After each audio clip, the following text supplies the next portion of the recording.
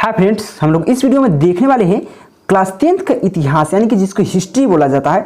उसका आपको देखिए 20 सब्जेक्टिव क्वेश्चन देंगे यानी कि लघुत्तरीय प्रश्न में उत्तर। आपको देखिए ज़्यादा क्वेश्चन नहीं है, आपको बोर्ड एग्जाम में मात्र 4 का जवाब देना था, यानी 3 का जवाब देना रहता है, 3 या 4 का जवाब देना रहता है। आपको 20 क्वेश्चन देंगे, एक भी बाहर से नहीं आएगा। हिस्ट्री का इतिहास का यह पार्ट 1 होगा, यानी कि इस वीडियो में आपको 10 क्वेश्चन डील करेंगे और नेक्स्ट को पार्ट आएगा उसमें 10 क्वेश्चन डील करेंगे। चलिए वीडियो शुरू कर देते हैं। और देखिए इस प्रकार से आपको क्वेश्चन मिलेगा, जैसे कि यह क्वेश्चन देखिए काफी बार पूछा गया है 2011, 2012, 2014, 2017, 2018, 2019, यानी कि काफी बार, यानी कि 7 बार क्वेश्चन पूछ सका, 6 से 7 बार। क्या क्वेश्चन देखिए, यह क्वेश्चन है 1929 की आर्थिक संकट के कारण के संक्षिप्त वर्णन करें। भाई 1929 में जो आर्थिक संकट आया था बेसिकली उसका कारण क्या था। देखिए आपको समझाने के साथ बहुत इजी तरीका से समझा देंगे, आपको याद करने की कोई जरूरत नहीं है। और इसका पीडीएफ कहाँ मिलेगा, टेलीग्राम पे मिल जाएगा, बिल्कुल फ्री में, वहां पर जाकर ज्वाइन हो जाना, उसका लिंक डिस्क्रिप्शन में। चलिए यहाँ पे फर्स्ट क्वेश्चन क्या, प्लीज चैनल को जरूर सब्सक्राइब कर लीजिएगा, ठीक है ना। देखिए फर्स्ट क्वेश्चन है, आपको पता है 1929 के आर्थिक संकट का कारण क्या था। तो इस प्रकार से लिखिएगा 1929 के आर्थिक संकट का निम्नलिखित कारण थे, यानी उस समय निम्नलिखित कारण हो गए। क्या था उस समय, देखिए उद्योग के अत्यधिक, मतलब उद्योग जो होता है, कारखाना जो होता है, मतलब आप बोलिएगा कंपनी, कारखाना जो भी है, देखिए उद्योगों की अत्यधिक उत्पाद के कारण उनके मूल्यों में गिरावट। अब सोचिए बात कैसे, देखिए अब बहुत उस समय कारखाना हो गया, ठीक है ना, अब बहुत वहां पे फैक्ट्री हो गया, फैक्ट्री लग गया, हर फैक्ट्री में क्या हो रहा है, उत्पादन होता है, हर फैक्ट्री में उत्पाद हो रहा है, कुछ न कुछ उत्पाद, लेकिन खरीदार की कमी नहीं है। अगर खरीदार हेले नहीं है भाई, तो खरीदार हेले नहीं है, सामान कौन खरीदेगा, तो उसका मूल्य के सामान गिरावट आएगा कि नहीं। बिल्कुल, आपका अगर कोई आप मार्केट जाते हैं, मार्केट में कोई सामान ज्यादा हो जाता है उसका मूल्य घट जाता है, ठीक है ना, और जो सामान कम रहता है उसका मूल्य ज्यादा हो जाता है। तो वही बात है कि जब वहां पे औद्योगिक के अत्यधिक उत्पादन के कारण उसके मूल्य में गिरावट आना, यानी कि उसके मूल्य के दाम घट जाना, ठीक है ना, इसका फर्स्ट पॉइंट था, फर्स्ट कारण था। नेक्स्ट पॉइंट की बात करें तो देखिए नेक्स्ट पॉइंट क्या था, प्रथम विश्व युद्ध में, यानी कि प्रथम विश्व युद्ध में नई तकनीकी का प्रयोग से उत्पादन में वृद्धि होने, यानी कि देखिए जो प्रथम विश्व युद्ध हुआ था उस समय देखिए नई तकनीकी आया था। नई तकनीकी मतलब कोई नया नया मशीन आया था, ऐसा चीज की फटाफट उत्पाद कर सके, तो नई तकनीकी के प्रयोग से उत्पादन में वृद्धि हुआ, यानी कि वृद्धि होने लगा। तो वही बात है, परंतु उत्पादित जो वस्तु था उसका खरीदार बाजार में नहीं मिलना। अब बताइए, अब मशीन आ जाएगा, आप पहले मान गए ठीक है कोई आदमी हाथे काम कर रहा है, ठीक ना, अब वही मशीन से आकर एक दिन में 10 काम कर रहा है, यानी कि 10 को चीज प्रोडक्ट बना रहा है। मशीन आ जाएगा एक दिन में 1000 बनाएगा, तो 1000 बनेगा एक दिन में, रोज जो 1000 बनेगा तो भाई बहुत ज्यादा हो जाएगा, तो उसका खरीदार कहाँ से आएगा। तो ये बात है कि परंतु उत्पाद तो हो रहा था, बहुत ज्यादा उत्पाद हो रहा है, लेकिन बाजार में, मार्केट में वस्तुओं को खरीदने वाला खरीदार नहीं मिल रहा था। यही बात था इसका कारण, ठीक ना। नेक्स्ट पॉइंट की बात करें अगर इसी का, देखिए अमेरिका द्वारा यूरोपीय देशों में, देखिए अमेरिका द्वारा, जो अमेरिका बहुत बड़ा धनी देश है, तो उसमें क्या था, वह यूरोपीय देशों में क्या कर्ज दिया था। भाई एक कर्ज मांग लेगा, जिस समय संकट आया हुआ है उसी समय आप कर्ज मांगेगा, होता नहीं है कि मतलब जिस समय किसी का दुख होता है उसी समय कुछ ना कुछ प्रॉब्लम होता है। तो ये बात है, अमेरिका द्वारा यूरोपीय देशों को दिए गए कर्ज को वापस मांगना। भाई जब यहाँ पर संकट पड़ा हुआ है, खाने के अकाल पड़ा हुआ, उसी समय मांग लिया, तो मांग लेगा पैसा, तो उस समय देश में पैसा नहीं रहेगा तो कुछ सामान खरीदेगा कैसे, यही कारण था। यह क्वेश्चन काफी इंपॉर्टेंट है, 13, 12, 14, 17, 18, 19, यानी कि काफी बार एग्जाम में पूछा गया, काफी इंपॉर्टेंट है, प्लीज आप लोग जरूर याद कर लीजिएगा इसको। नेक्स्ट क्वेश्चन की बात करें, देखिए प्लीज वीडियो को जरूर शेयर कर दीजिएगा फ्रेंडों के पास अपने, क्योंकि इस प्रकार से आपको पूरा 10th क्लास का ऑल तैयारी हो जाएगा, ऑब्जेक्टिव सब्जेक्टिव सभी विषय का, टेंशन मत लीजिए। 2 नंबर क्वेश्चन क्या है, विश्व बाजार किसे कहते हैं। भाई विश्व बाजार क्या है, विश्व का मार्केट क्या है। जैसे हम लोग के शहर में होता है मॉल, जिसको बोला जाता है, उसमें हर मतलब जो मटेरियल रहता है उसमें रहता है जो हम खरीद सकते हैं। तो देखिए विश्व बाजार होता है कि हर देश के सामान वहां पे उपस्थित होता है, जैसे कि हर देश के सामान खरीदने को उपस्थित रहता है वहां पे, तो विश्व बाजार उसी कहते हैं। जैसे कि विश्व बाजार ऐसा बाजार होता है जहां सभी देशों की वस्तुओं आम लोगों की, आम लोगों मतलब समझ रहे, मतलब आम जनता, मतलब कोई भी खरीद सकता है, आम जनता के या आम लोगों के खरीदने के लिए उपलब्ध होती है। यानी कि विश्व बाजार ऐसा बाजार होता है, ऐसा मार्केट होता है जहां सभी देशों की, सभी कंट्री की वस्तुआ जो प्रोडक्ट होता है वहां पे आम जनता जो खरीदने के लिए उसको उपलब्ध रहता है। जैसे कि भारत की बात करें तो भारत में जो हमारा आर्थिक राजधानी था मुंबई, पहले भारत की राजधानी मुंबई हुआ करता था, यह बात आपको भी पता होना चाहिए। तो वहां पे क्या होता था, यह क्वेश्चन आपको पूछ देगा, तो वहां पे क्या होता था, वहां भी क्या है, वह बेसिकली विश्व बाजार है।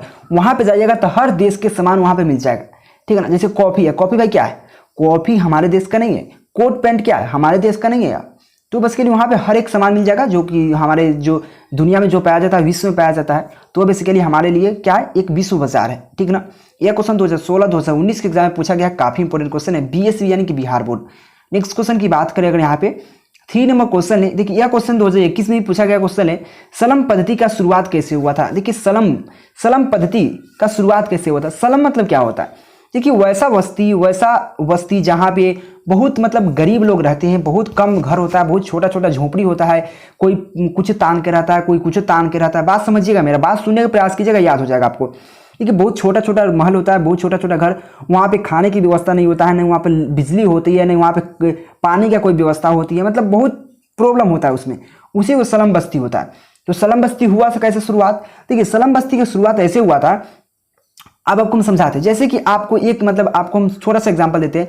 जैसे यहाँ पे चिमनी होता है, ईटा का भट्ठा कहा जाता है जिसको, ठीक है ना, आप समझिए देहाती भाषा में।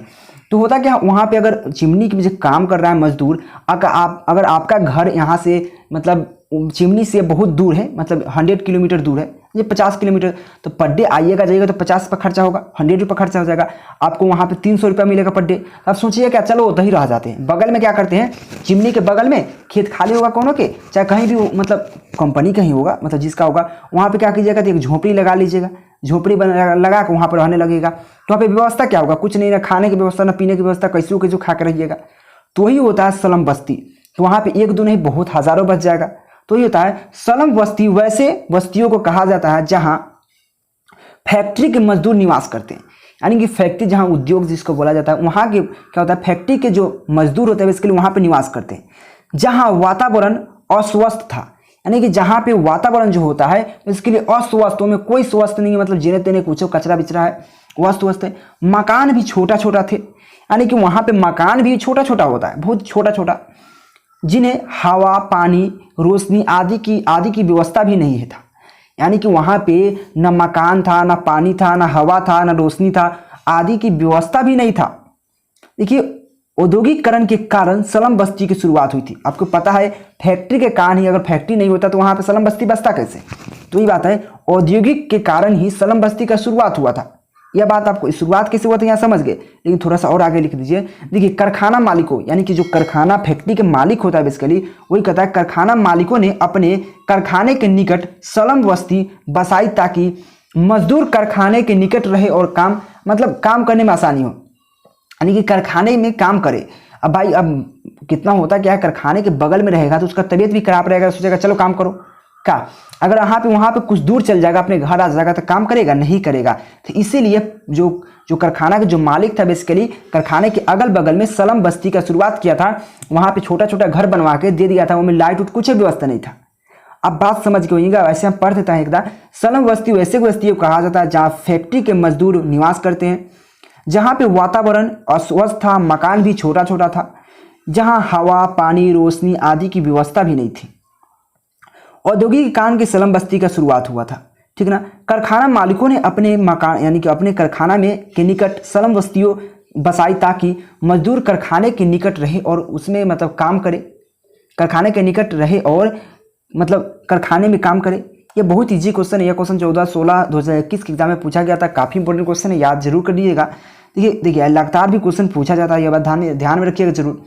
4 नंबर क्वेश्चन क्या है, औद्योगिकरण ने यानी कि औद्योगिकरण ने मजदूरों की आजीविका पर किस तरह प्रभावित किया। यह क्वेश्चन काफ़ी इंपॉर्टेंट है। जैसे कि औद्योगिकरण ने, जो औद्योगिकरण होता है उसमें जो मजदूर की आजीविका को किस तरह प्रभावित किया। देखिए मजदूरी मतलब क्या होता है, मतलब मजदूर की आजीविका को कैसे प्रभावित करता है, देखिए यहाँ पे समझिएगा बात को। देखिए औद्योगिकरण के फलस्वरूप बड़े बड़े कारखाने का मतलब विकास हुआ। अब बात समझिएगा, थोड़ा थोड़ा बात समझिएगा भाई। औद्योगिकरण जब आएगा तो बड़े बड़े कारखाना आ जाएंगे, तो जब बड़ा बड़ा कारखाना आ जाएगा तो छोटी मोटी कारखाना का क्या होगा, जैसे छोटा मोटा जो उद्योग होगा वो तो मतलब वह तो टूट जाएगा, वो तो बिखर जाएगा, वो विलुप्त हो जाएगा, यानी कि पतन हो जाएगा। बात सही है कि नहीं। बड़ा बड़ा कारखाना आ गया, बगल में आपके घर के बगल में बहुत बड़ा कारखाना आ गया, बगल में आपका दुकान चलेगा, बगल में आपका घर के बगल में होलसेलर खुल जाए तो आपका छोटा मोटा दुकान चलेगा नहीं चलेगा। वही कह रहा है औद्योगिकरण के फलस्वरूप बड़े बड़े कारखाने का विकास हुआ, जिसके सामने कुटीर उद्योग, कुटीर मतलब छोटा, कुटीर उद्योग टिक नहीं सका। और उसका पतन हो गया। जब भाई कुटीर उद्योग जब पतन हो जाएगा, उसका काम खत्म हो जाएगा, उसका उजड़ जाएगा, वह जो उसमें काम करने वाला जो मजदूर होगा भाई उस पर तो प्रभाव पड़ेगा। वह कहाँ काम करेगा भाई? तो कुटीर उद्योग में काम करने वाला मजदूर बेरोजगार हो गए। भाई कुटीर उद्योग जब खत्म हो जाएगा तो उसमें जो काम करने वाला जो मजदूर होगा, श्रमिक होगा, वह तो बेरोजगार हो जाएगा, उस पर कोई रोजगार नहीं। उसके पास यानी कि दैनिक उपयोग की वस्तुएं भी खरीदने के लिए पैसा नहीं था। यानी कि उसको ऐसे मतलब ऐसा दिन आ गया था उसमें कि दैनिक जैसे खाने का सामान होता है, सब्जी खरीदना, तेल मसाला खरीदना, वैसे वस्तु खरीदने के लिए भी उसके पास पैसा नहीं रहे। अब वे झुंड बनाकर क्या करते, जब पैसा नहीं होता तो क्या करेगा, गुस्सा में क्या करे, वे अब झुंड बनाकर घूमने लगे, यानी घूमने लगे और मशीनों को तोड़फोड़ करने लगे। जो बड़ा बड़ा कारखाना था उसमें मशीनों को तोड़ने लगे। अपनी स्थितियों में सुधार के लिए वे आंदोलन भी करने लगे।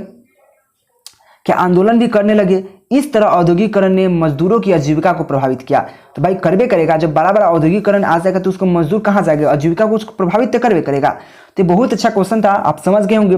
फिर समझाने का प्रयास करें। औद्योगिकरण के फलस्वरूप बड़े बड़े कारखाने विकास हुआ, जिसके सामने कुटीर उद्योग मैंने छोटा मोटा उद्योग जो होता है वह टिक नहीं सके और उसका क्या होगा, पतन हो गया। पतन हो गया तो कुटीर उद्योग में काम करने वाला जो मजदूर था बेरोजगार हो गए। उसके पास दैनिक वस्तुओं को पूरा करने के लिए, दैनिक उपयोग होता है उसमें वस्तुओं को पूरा करने के लिए, खरीदने के लिए पैसा तक नहीं रहे, यानी कि उसके पास पैसा नहीं था। अब क्या करते हुए झुंड बनाकर क्या घूमने लगते हैं और मशीनों को तोड़फोड़ करने लगते हैं और अपनी जो सुधार के लिए क्या आंदोलन भी करते हैं। और क्या आंदोलन करते हैं। इस तरह औद्योगिकरण ने ही मजदूरों की आजीविका को प्रभावित करता है। यह क्वेश्चन काफी इंपॉर्टेंट 2015, 2018, 2019 यानी कि लगातार 3 बार पूछ चुका है, 18, 19, 20, यानी कि आपको आने वाले एग्जाम में पक्का पूछ देगा, ध्यान रखिएगा बात को, तो याद जरूर कर लीजिएगा। नेक्स्ट क्वेश्चन की बात करें तो प्लीज आप लोग चैनल को जरूर सब्सक्राइब कर लीजिएगा। 5 नंबर क्वेश्चन क्या है, यानी कि बिहार में किसान आंदोलन पर टिप्पणी लिखे। तो बिहार में किसान आंदोलन क्यों हुआ था, कैसे हुआ था? देखिए बिहार में जो कि किसान आंदोलन जो कि 3-4 आदमियों ने किया था, मतलब शुरू तो हुआ था सबसे पहले बिहार से ही। तो कैसे हुआ था, भारत में सबसे पहली बार यानी कि पहला किसान आंदोलन बिहार में 1917 में चंपारण सत्याग्रह से शुरू हुआ था। चंपारण जो आंदोलन हुआ था सबसे पहले वहां से ही शुरू हुआ था। तो बिहार में पहला किसान आंदोलन बिहार में 1917 में चंपारण सत्याग्रह से शुरू हुआ था। पुनः मुंगेर में शाह मोहम्मद जुबैर यानी कि शाह मोहम्मद जुबैर की अध्यक्षता में किसान आंदोलन यानी किसान सभा की स्थापना हुआ था। यानी कि पुनः मुंगेर में जब यहाँ पे किसान 2017 में हुआ था, उसके बाद 22 और 23 1922 और 23 में शुरू हुआ। फिर 1922-23 में कब हुआ, तो किसान आंदोलन मतलब मुंगेर में शाह मोहम्मद जुबैर यानी कि उसके अध्यक्षता में किसान आंदोलन यानी किसान सभा की स्थापना हुई। फिर क्या हुआ, 1928 में बिहार के स्वामी यानी कि बिहार में स्वामी शहाजानंद, देखिए आराम से समझिएगा, यानी कि 1928 में जो हुआ था बिहार में स्वामी शहाजानंद सरस्वती में किसान यानी कि ने होना चाहिए ने किसान सभा की स्थापना की। कब, 1928 में। उससे पहले कब हुआ था, 1917 में। फिर 1923-24 में हुआ था जो कि मुंगेर में हुआ था। ऐसे डेट नहीं लिखे हुए हैं लेकिन कोई दिक्कत नहीं है। तो यहाँ मुंगेर में शाह मोहम्मद जुबैर ने क्या किए थे, वहाँ अध्यक्षता में किसान आंदोलन की स्थापना हुआ था। फिर 1928 में हुआ, स्वामी शहाजानंद सरस्वती ने किए। पुनः कब हुआ, पुनः नवंबर 1929 में क्या होता है, सोनपुर मेला आप जानते होइएगा, सोनपुर मेला सबसे बड़ा मेला है। तो सोनपुर मेला में स्वामी शहाजानंद सरस्वती ने किसान सभा की स्थापना की। इस प्रकार किसान आंदोलन हुआ था, ठीक ना। इस पर एक टिप्पणी लिखना था, एक आपको बारे में बताना था। यह क्वेश्चन 13-15 और यहाँ 18-21 में क्वेश्चन पूछा गया है। ऐसे मैं फिर से एक बार पढ़ता हूँ। मतलब सबसे पहला किसान आंदोलन बिहार में 1917 में चंपारण सत्याग्रह शुरू हुआ। पुनः मुंगेर में शाह मोहम्मद जुबैर की अध्यक्षता में किसान सभा की स्थापना हुआ। 1928 में क्या हुआ, बिहार में स्वामी शहाजानंद सरस्वती ने किसान सभा की स्थापना की।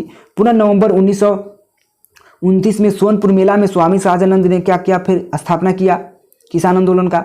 तो वही बात है, बहुत ही इंपॉर्टेंट क्वेश्चन हो जाता है, काफ़ी बार पूछा गया क्वेश्चन है, बहुत याद कर लीजिएगा, बहुत मतलब दिल में बैठा के याद कर लीजिएगा, आपको वहाँ पे लिखने में दिक्कत नहीं होगा।